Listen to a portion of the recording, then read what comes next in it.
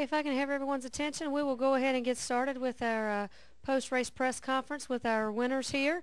We welcome our winning owner, Jack Roush, who owns the number 99 Aflac Ford, driven by our race winner today, Carl Edwards.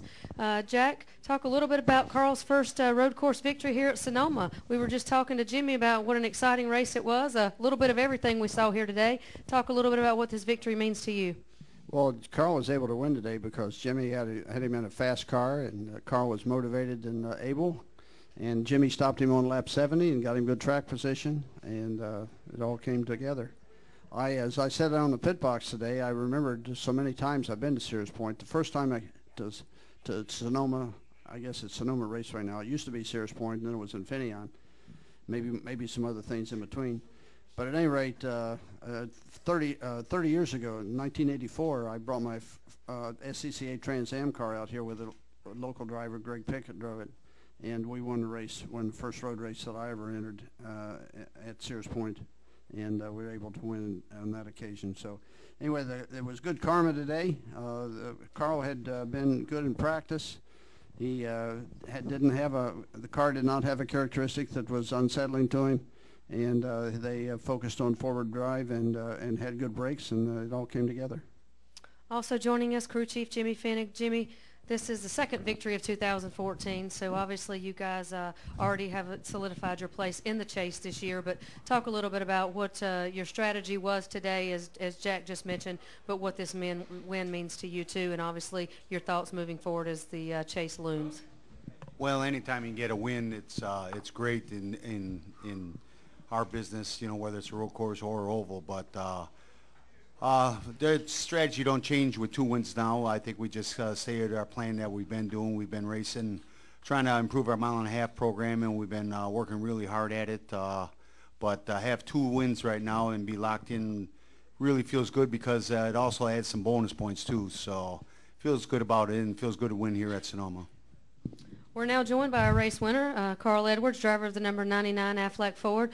Carl, you're the 10th consecutive different winner here at Sonoma Raceway. First road course win, obviously your second win so far. These gentlemen have been talking about the strategy and what it means to sit here today and being part of this historic win for you here at Sonoma. Talk a little bit about the race today and your win. Well, it means a lot to me, a lot.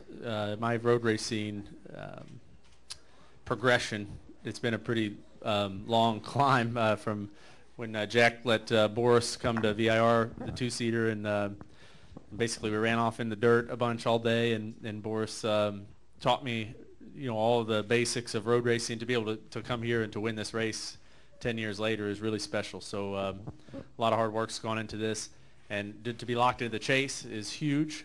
Now we can focus really hard on our program for the final 10 races. And then the real special part to me was to stand in victory lane at Sonoma and have Jeff Gordon come and give me a handshake as a second place finisher means a lot. I grew up watching Jeff Gordon and specifically watching how he drove this racetrack and all the successes he had here. And so, I mean, that's really super, you know, it's something I'll never forget. Okay, we'll open it up for questions. Please raise your hand. We'll take our first question up front and then go on to the back. Brock Beard from NASCAR. This question is more for Mr. Fennig and Mr. Roush.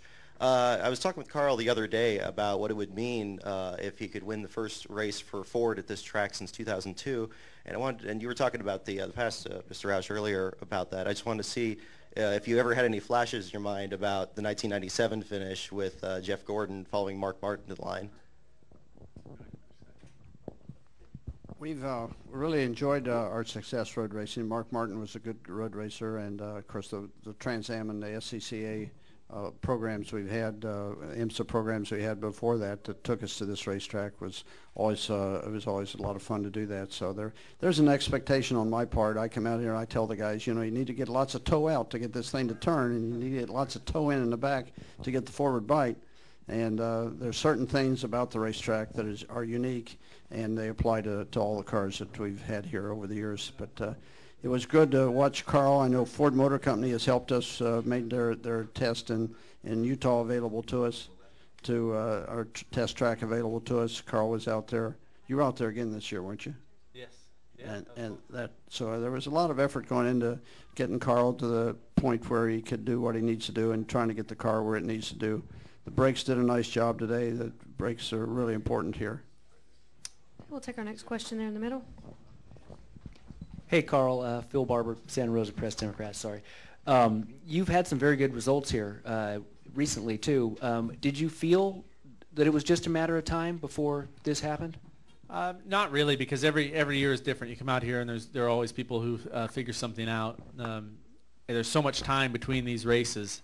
It leaves a lot of room for innovation and improvement. So you never really know what to expect. But after practice on Friday, I got out of the car to walk to the hauler, and I told Richie, the car chief, I said, I think we're going to win this thing. You know, the car was driving pretty well, and we seemed to have pretty good lap times. But halfway through the race, I did not think we were going to win it. We were not doing well. I was driving my heart out, and I wasn't going anywhere. But Jimmy made the right adjustments. He made the right call to get us out front. And then he reminded me to leave nothing out there and to drive as hard as I could, and that was what I needed. Okay, we'll take our next question to the left. Go ahead. Yeah, Dick Sisich, RaceSonoma.com. Carl, Jeff was closing on you those last couple of laps. He really got close. Were you expecting him to try and make a move on you at the end, or did you figure out, were you going through your head, how am I going to hold him off? How am I going to keep him behind me? Yes, we were really good in the braking zone, so I felt pretty good about that. I don't know, how close did he get here in turn 11? Like 3 feet, 10 feet? Yeah, half a car length or so. That's how I kind of felt he'd be right there. What I did is I made a couple of mistakes that final lap. My tires were really worn out. I was having a hard time getting the car to turn, and if I didn't do everything perfectly, he would really, really close on me. And I didn't do everything perfectly. So the biggest thing is I just wanted to get down here to 11, get stopped, get turned without getting hit, and I figured if I could do that, it'd be okay. But yeah, I didn't. I'm glad it's a 110 lap race, not 111. It would have been a tough last lap if we had to go one more. So it worked. Yeah. Okay, we'll take our next question. Jim, go ahead. Jim Undershaw, Observer for Carl, and if you'd like to answer, Jack. Coming off a race where, as an organization, a place that you guys have typically run very well and did not at Michigan, and then coming to a place where you have not, or as an organization, won many races and ending up in victory lane today, is that, I know the two tracks are not similar at all, but is it somewhat of a good momentum boost or a confidence booster? Well, these two guys sitting next to me, they don't, they give everything they've got all the time, and even though we're not obviously running as well as we want at the bigger tracks, I mean, like Jack said, we prepared for this race the very best we could, and we'll prepare for Kentucky the best we can, and so we've got to go out and take advantage of the places where we run well, and this year it's been the short tracks, and the road course looks like we've got that program going pretty well. So, from my perspective, what I see as a driver is just everybody working very hard, and we get the results on the days when we can. But I hope it picks up the organization a little bit this win from last week, because that was really the low point of the season, in my opinion. Okay, we'll go upstairs for questions. Jeff Gluck from USA Today. Carl, you haven't announced where you're going yet, or where your plans are for next year.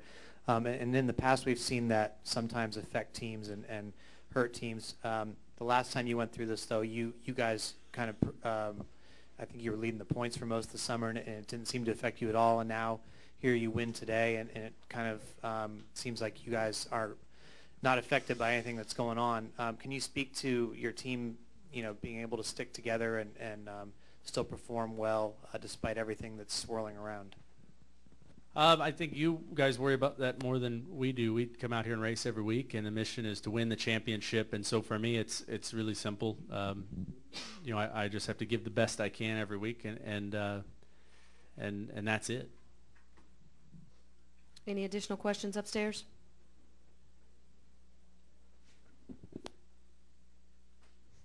No more questions. Okay, we got 2 questions in the back. Jimmy, this is a question for you. You're sitting on the box. You have a plan. You'd like to bring Carl in at a particular lap. All of a sudden, the yellows come out. Everything seems to change. Walk us through how you stay focused on exactly how you want to do it, regardless of the yellows. Well, early on we kind of got beat up. We got beat by it. We we had a plan to start with. We worked on a plan. Carl, Jack, the engineers, everybody. We talked about it yesterday. We did talk about it this morning. We're gonna do a 2-stop race, and what happens is you kind of have to stick to your plan going in. But even at the beginning, we got yellow come out, and we got trapped out there, and that hurt us quite a bit. So, but what we did at the end there, we was going to be pitting on lap 71, and we figured, well, we'll just come a lap early because we know if we need to stretch it, because we worked on fuel mileage with Carl yesterday in practice, or Friday in practice. So we came 1 lap early, and fortunate enough, the yellow came out as soon as we were done with our pit stop. So, but we stuck to our plan. We were getting beat up out there, but at the end result, it worked out, you know, to our favor. Okay. Go ahead, Mark. Mark Garrow, PRN. Jimmy, sort of following up on that, did you think at any point that because of the cautions that kept popping up there at the end, you might have to deviate from that plan, or was there really wasn't any thought in your mind? You just sort of anchored into that strategy and were going to leave it be? Well, at the end there, once we pitted on lap 70, got tires, the cautions were coming out, and I didn't think where we were in the front. Even people with, you know, like the 88 got tires, and he's just coming up through. But then once you get going so far, the tires start balancing back out where, and plus he was far enough behind where he's got to abuse his stuff up pretty good. So we kind of held our plan and just stayed right with it. All right.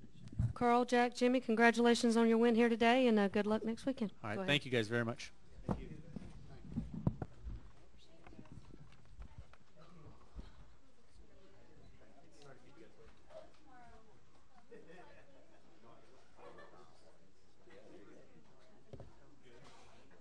Congratulations again, sir.